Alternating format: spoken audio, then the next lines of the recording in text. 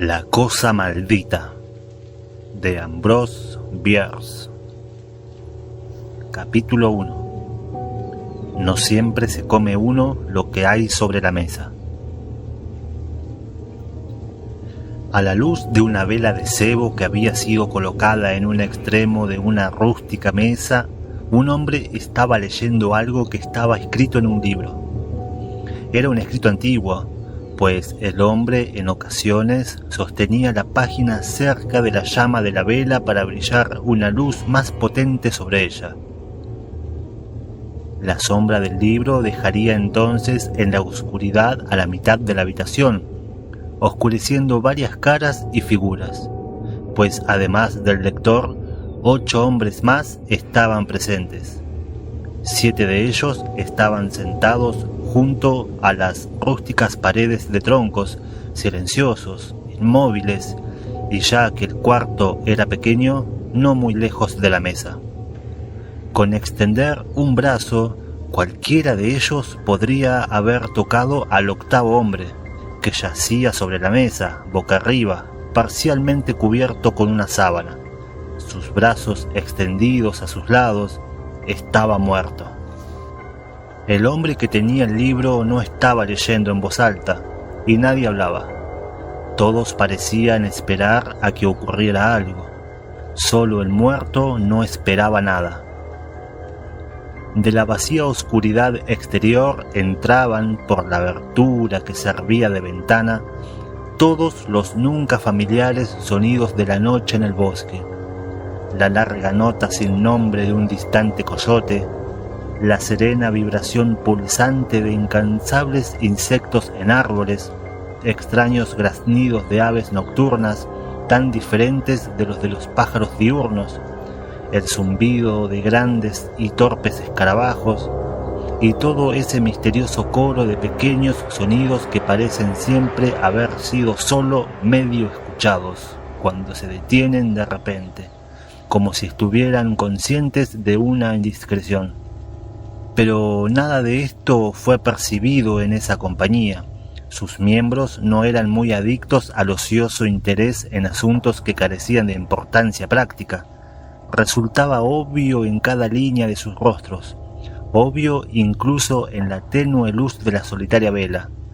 Eran obviamente hombres de las cercanías, granjeros y leñadores. La persona que leía era un poco diferente.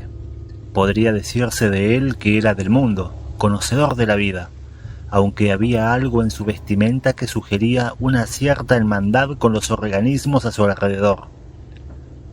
Su abrigo difícilmente habría sido aceptable en San Francisco. Su calzado no era de origen urbano, y el sombrero que yacía en el suelo a su lado, era el único que tenía la cabeza descubierta. Era tal que si alguien lo considerara un artículo de mero adorno personal, habría errado en el significado. En actitud el hombre resultaba más bien agradable, con apenas una pizca de severidad, aunque ésta podría ser asumida o cultivada como es apropiado para alguien con autoridad, pues él era un examinador médico. Era en virtud de su cargo que tenía posesión del libro del que estaba leyendo. Había sido encontrado entre las posesiones del muerto, en su cabaña, donde se realizaba ahora la investigación. Cuando el examinador médico terminó de leer, puso el libro en el bolsillo de su camisa. En ese momento la puerta se abrió y entró un joven. Él claramente no era natural de la montaña. Estaba vestido como quienes habitan en las ciudades. Sus ropas estaban polvosas, sin embargo, como por el viaje. Había de hecho cabalgado a gran velocidad para asistir a la investigación. El examinador médico asintió con la cabeza. Nadie más lo saludó. «Lo estábamos esperando», dijo el examinador médico.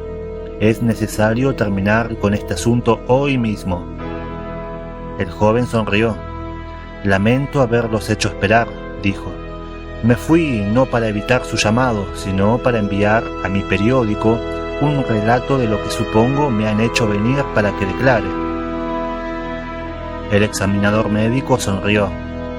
El relato de lo que ha enviado a su periódico difiere probablemente del que nos dará aquí bajo juramento.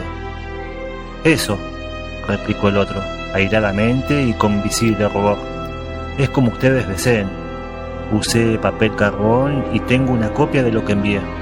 No fue escrito como una noticia, pues es increíble, sino como ficción. Puede anexarse como parte de mi testimonio jurado. Pero dice usted que es increíble. Eso no le importa a usted, señor, si además juro que es verdad. El examinador médico guardó silencio por un tiempo, sus ojos dirigidos al suelo.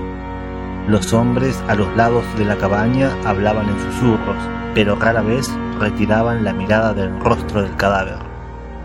Después el examinador levantó los ojos y dijo: «Reiniciaremos la investigación».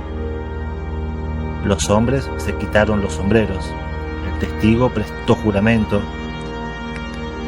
«¿Cuál es su nombre?», preguntó el examinador. «William Harker». «¿Edad?». «27». «¿Conocí al difunto, Hugh Morgan?». «Sí». «¿Estaba con él cuando murió?». «Cerca de él». «¿Cómo ocurrió eso? Me refiero a su presencia». «Me encontraba como huésped aquí para cazar y pescar. Parte de mi propósito, sin embargo, era estudiarlo a él y a su extraño, solitario modo de vida. Parecía un buen modelo para un personaje de ficción. A veces escribo cuentos. A veces los leo». «Gracias». «Cuentos en general, no los de usted». Algunos de los jurados rieron. Contra un fondo sombrío el humor brilla más. Los soldados ríen con facilidad en los intervalos de la batalla, y una broma en la cámara de ejecuciones conquista por sorpresa. «Relate las circunstancias de la muerte de este hombre», dijo el examinador. «Puede usar cualquier tipo de notas o recuerdos que desee». El testigo comprendió. Sacando un manuscrito de su bolsillo, lo sostuvo cerca de la vela y dando vuelta a las páginas hasta que encontró el pasaje que buscaba, y entonces empezó a leer. Capítulo 2. Lo que puede ocurrir en un campo de avena salvaje. El sol apenas había aparecido cuando salimos de la casa. Buscábamos codornices, cada quien con su escopeta, pero teníamos un solo perro. Morgan dijo que el mejor sitio de cacería estaba pasando cierta cadena montañosa que me señaló, y la atravesamos por una vereda que cruzaba el chaparral. Del otro lado había un suelo comparativamente llano, totalmente cubierto de avena salvaje. Conforme salíamos del chaparral, Morgan iba apenas algunos metros por delante. De repente escuchamos a una corta distancia a nuestra derecha y un poco delante un ruido como el de algún animal revolviéndose en los arbustos, que pudimos ver que se agitaban violentamente. «Asustamos a un ciervo», dije. «Ojalá hubiéramos traído un rifle». Morgan, quien se había detenido y observaba con atención el agitado chaparral, no dijo nada, pero había amartillado ambos cañones de su arma y la sostenía listo para apuntar. Me pareció un poco excitado, lo que me sorprendió, pues tenía la reputación de contar con extraordinaria sangre fría, aún en momentos de repentino e inminente peligro. «Oh, vamos», dije, «no va a dispararle a un ciervo con perdigones, ¿verdad?». Siguió sin responder, pero al ver por un momento su cara cuando se volvió ligeramente hacia mí, me impresionó la intensidad de su expresión. Entonces comprendí que estábamos en una situación delicada, y mi primera conjetura fue que nos habíamos topado con un oso grizzly. Avancé hacia el costado de Morgan, amartillando mi arma mientras me movía. Los arbustos estaban ya quietos y los sonidos habían cesado, pero Morgan estaba tan atento al lugar como antes. ¿De qué se trata? ¿Qué demonios es?, pregunté. «Esa cosa maldita», replicó sin volverla. Su voz era gruesa e innatural. Temblaba visiblemente. Me encontraba a punto de decir algo más cuando noté que la avena salvaje, cerca del lugar del disturbio, se movía del modo más inexplicable. Apenas puedo describirlo. Parecía como agitada por un golpe de viento, que no solo la doblaba, sino la oprimía hacia abajo, la aplastaba de modo que no volvía a levantar, y este movimiento se desplazaba lentamente justo hacia nosotros. Nada que haya visto en mi vida me había afectado con tanta extrañeza como este raro e inexplicable fenómeno, y sin embargo no logro recordar sentimiento alguno de miedo. Recuerdo, y lo cuento aquí porque extrañamente lo recordé en ese momento, que una vez al asomarme por una ventana abierta por un instante, confundí un pequeño árbol cercano con parte de un grupo de árboles más grandes que se encontraban a cierta distancia, mucho más lejos. Se veía del mismo tamaño que los otros, pero al estar más claramente definido en masa y detalle, parecía desentonar con ellos. Era una mera falsificación de las leyes de la perspectiva, pero me sorprendió y casi me aterró. Dependemos tanto de la ordenada operación de las familiares leyes de la naturaleza que cualquier aparente suspensión de ellas parece ser una amenaza a nuestra seguridad, una advertencia de impensables calamidades. Así que ahora el movimiento, al parecer sin motivo, de las hierbas y la lenta, directa aproximación de la línea de disturbio eran claramente inquietantes. Mi compañero parecía estar en verdad asustado, y no pude creer a mis sentidos cuando vi que repentinamente se llevó el arma al hombro y disparó ambos cañones al agitado grano. Antes de que se dispersara el humo de la descarga, escuché un potente grito salvaje, un aullido como el de un animal salvaje, y lanzando su arma al suelo, Morgan escapó corriendo a toda velocidad. Al mismo tiempo fui lanzado violentamente al suelo por el impacto de algo invisible entre el humo, alguna sustancia suave, pesada que apareció lanzada contra mí con gran fuerza. Antes de que pudiera levantarme y recuperar mi arma que había sido arrancada de mis manos, oí gritar a Morgan como en mortal agonía, y mezclados con sus gritos habían sonidos tan roncos y salvajes como los que emiten los perros al pelear. Inexplicablemente aterrorizado logré ponerme de pie y mirar en la dirección de huida de Morgan. Y que el cielo me libre de otra visión como esa. A una distancia de menos de 30 metros estaba mi amigo, sobre una rodilla, con la cabeza hacia atrás a un ángulo imposible, sin sombrero, su largo cabello en desorden y su cuerpo completo moviéndose violentamente de lado a lado, hacia adelante y hacia atrás. Su brazo derecho estaba levantado y parecía faltarle la mano, al menos no podía verla. El otro brazo era invisible. En ocasiones, según mi memoria reporta esta extraordinaria escena, podía discernir solo parte de su cuerpo.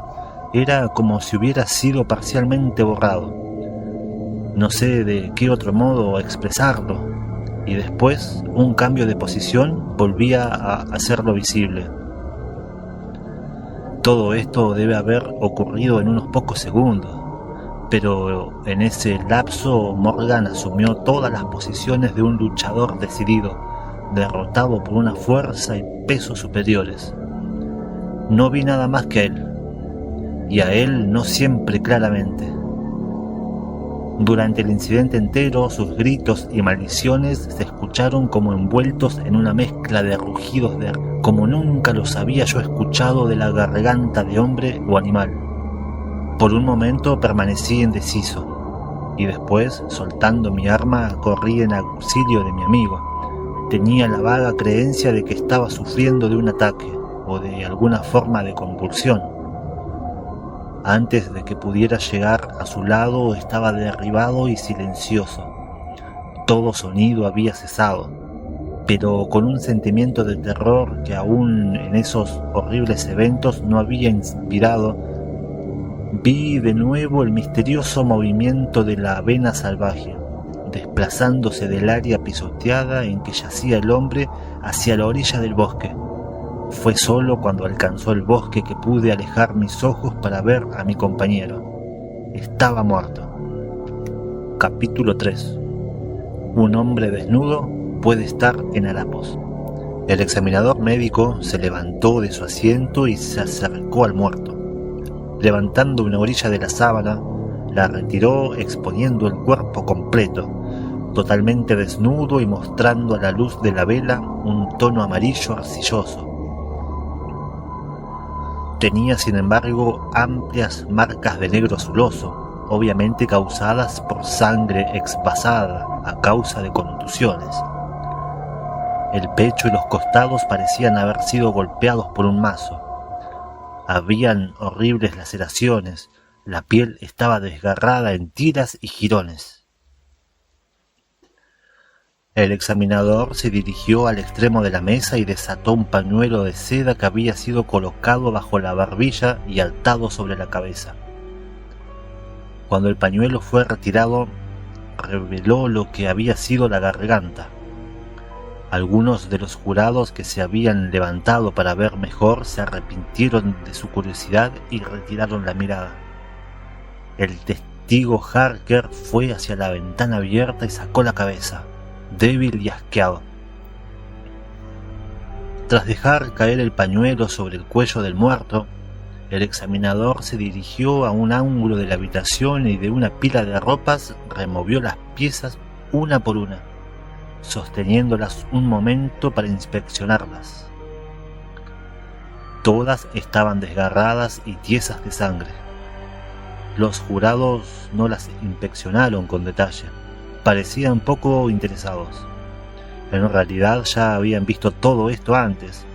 Lo único nuevo para ellos era el testimonio de Harker. «Caballeros», dijo el examinador, «creo que no tenemos más evidencia». «Sí, el deber ya les ha sido explicado. Si no tienen preguntas, pueden salir y considerar su veredicto». El presidente del jurado se levantó, un hombre alto y barbado de 60 años, vestido de manera ordinaria. «Quisiera hacer una pregunta, señor examinador», dijo.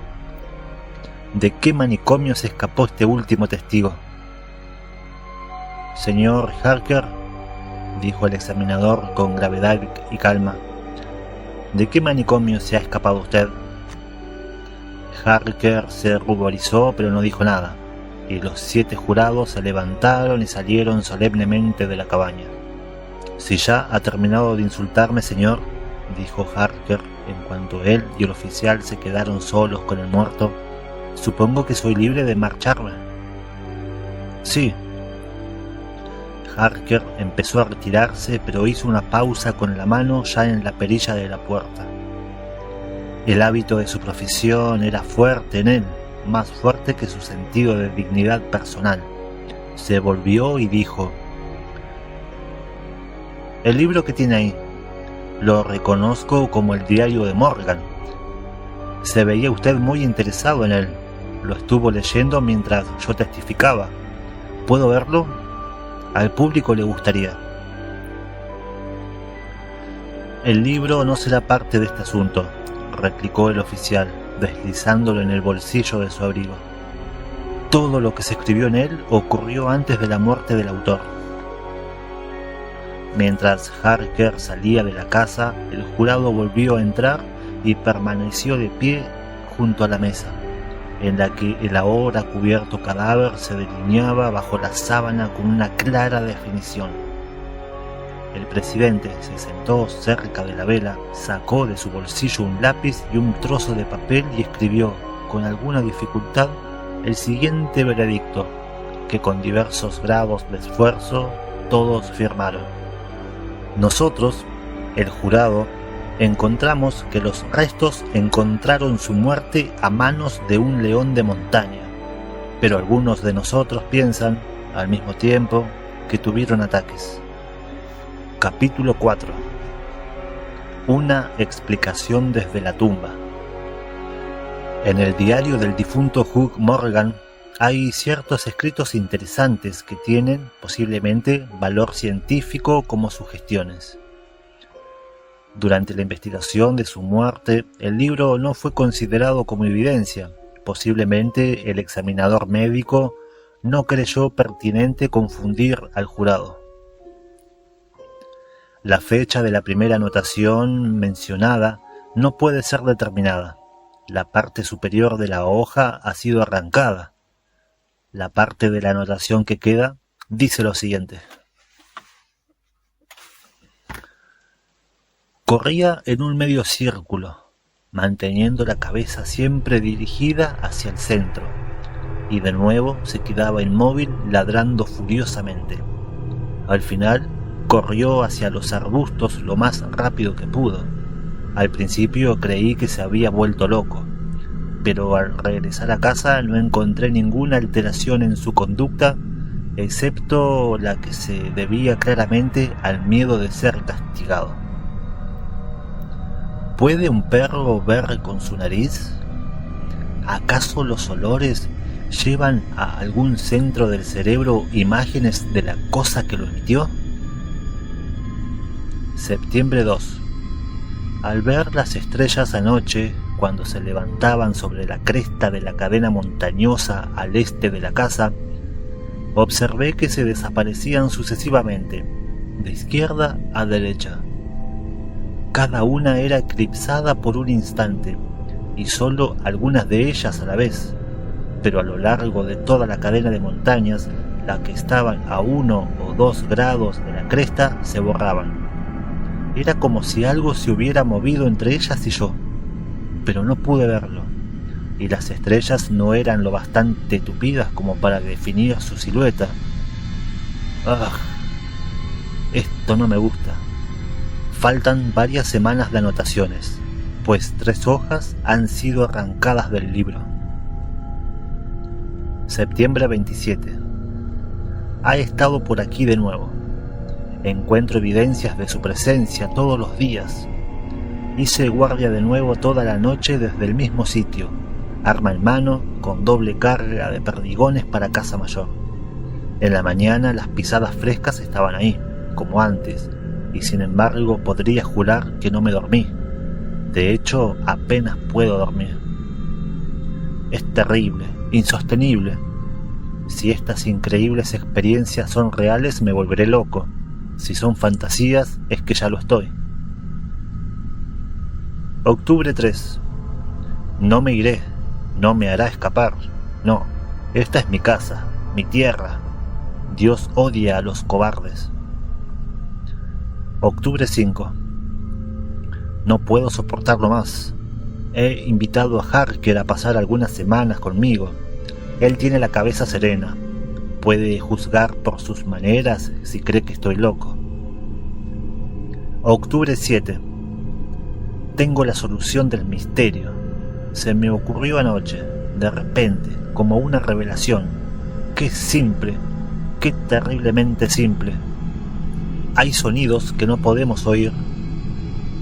A ambos lados de la escala hay notas que no estimulan cuerda alguna de ese imperfecto instrumento, el oído humano.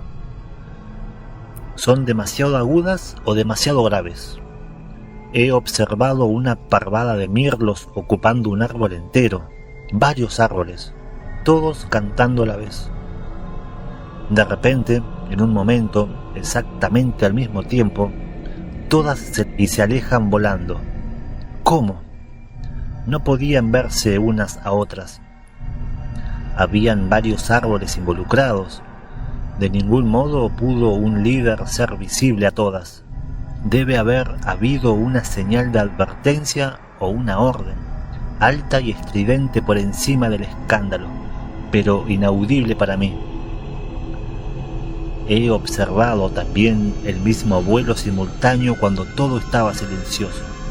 no solo entre mirlos, sino también en otros pájaros, por ejemplo codornices ampliamente separadas por arbustos.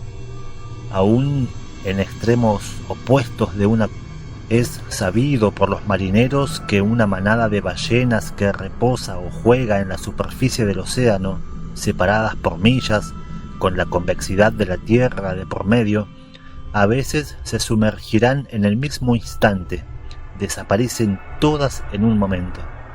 La señal ha sido sonada, demasiado grave para el oído del marinero sobre el mástil y de sus compañeros en cubierta, quienes sin embargo sienten sus vibraciones en la nave como las piedras de la catedral son alteradas por el bajo del órgano. Como ocurre con los sonidos, pasa lo mismo con los colores. A cada extremo del espectro solar el químico puede detectar la presencia de lo que se conoce como rayos actínicos. Representan colores integrales en la composición de la luz que somos capaces de discernir. El ojo humano es un instrumento imperfecto, sin rango de unas cuantas octavas de la escala cromática real. No estoy loco, hay colores que no podemos ver, y que Dios me ayude. La cosa maldita es de uno de esos colores. La cosa maldita de Ambrose Bierce.